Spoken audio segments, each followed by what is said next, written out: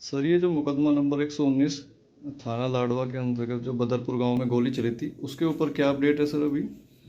इसमें हमने तीनों मुलजिमों को गिरफ्तार किया था। इसमें एक देशराज था, दूसरा लड़का सुरेश था उर्फ मुन्ना जो बड़ी गांव का रहने वाला था, और तीसरा लड़का सचिन था जो हिसार का रहने वाला था। तो इन तीनों को हमने गिरफ्तार कर लिया था और तीनों को 5 दिन के पुलिस रिमांड पे लिया था। अब रिमांड के दौरान हमने देशराज से वारदात में प्रयोग की गई एक्टिवा जिसपे ये आया था, एक मुलजिम को लेके घर भी दिखाया था, वो बरामद की है, और एक इसका मोबाइल फ़ोन बरामद किया है, क्योंकि उस मोबाइल फ़ोन में वो धमकी वाली रिकॉर्डिंग्स भी थी और उसके अलावा मुलजिमों से की कॉल डिटेल्स और इनकी आपस की रिकॉर्डिंग्स भी हैं, वो हमने बरामद किया है। जो दूसरा मुलजिम सुरेश है, मणि गांव का रहने वाला, इसमें इसको हमने वारदात में प्रयोग किया गया देसी कट्टा और 4 राउंड बरामद किए हैं। और इसके अलावा जो जिस मोटरसाइकिल पर ये दोनों मुलजिम 24 तारीख को वारदात को अंजाम देने के लिए बैठ कर आए थे, वो मोटरसाइकिल भी हमने बरामद की है। जो तीसरा मुलजिम था सचिन हिसार का जो रहने वाला है, उससे हमने वारदात में प्रयोग किया गया कट्टा और 5 जिंदा राउंड बरामद किए हैं। और इनके अलावा जब हमने इनसे पूछताछ में देशराज ने और इसने सचिन ने बताया था कि ये जो देसी कट्टे थे दोनों जो वारदात में प्रयोग किए गए हैं, ये यूपी से लेके आए थे, मुठेड़ गांव से, जो थाना भवन एरिया में पड़ता है शामली में।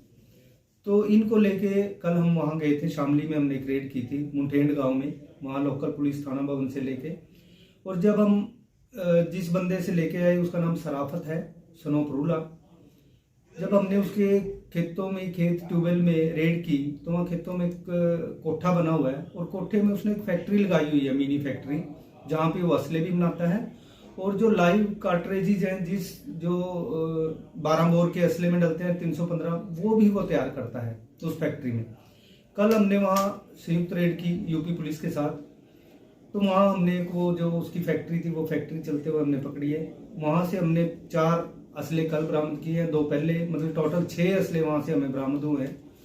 और इसके अलावा वहाँ से करीब 100 रौंद 12 बोर, 22 रौंद जो है वो 315 रौंद, कुछ खाली रौंद, इसके अलावा हमें बारूद बहुत ज़्यादा मिला है, जिस बारूद से वो ये रौंद बनाने का काम करता है।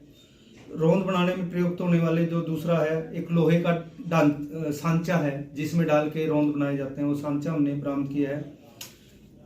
एक दरांत बरामद किया है, प्लेट है लोहे की, एक बट है लोहे की, जो ट्राइगर्स हैं,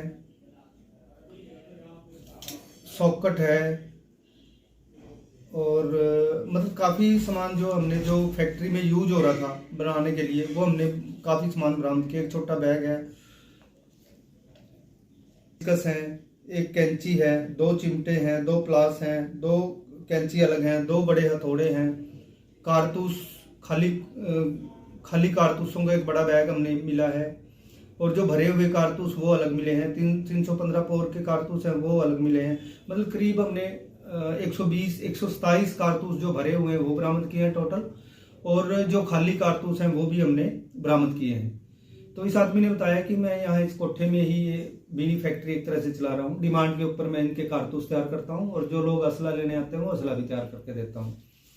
तो इसके खिलाफ जब हमने वहाँ पे थाना भवन से इसका रिकॉर्ड चेक किया तो इसके खिलाफ पहले भी 12 मुकदमे दर्ज हैं इसी तरह के, ज़्यादातर आर्म्स एक्ट के इसके खिलाफ दर्ज हैं।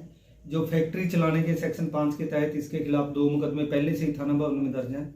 और ये जो सराफत है ये थाना भवन का वांटेड था और वो हिस्ट्री सीटर था यूपी पुलिस का। तो ये एक हमारी टीम को बहुत बड़ी कामयाबी मिली है, क्योंकि कुछ दिन पहले एसपी साहब ने कहा था कि वेपन हम हर बार पकड़ते हैं, कहीं ना कहीं जो यूज होते हैं, कि ये वेपन आते कहाँ से हैं और ये कार्ट्रेजेस कहाँ से आते हैं मेनली, तो कि कैसे इतने आसानी से इनको मुलजिमों को मिल जाते हैं। तो जब हमने इनका पीछा किया तो अल्टीमेटली हमें ये बहुत बड़ी कामयाबी मिली है, जिससे ये एक फैक्ट्री पकड़ी है और किस तरीके से उसको तैयार कर रहा था लाइव इसने बताया। बहुत सारा बारूद और दूसरा सामान वो हमने मिला है। अब इस मुकदमे में टोटल हमें 6 इसमें प्रयोग, 2 जो पहले प्रयोग हो चुके थे वो, 4 वेपन हमें कल, और इसके अलावा बहुत सारा गोला बारूद जो असला है वो हमें बरामद हुआ है।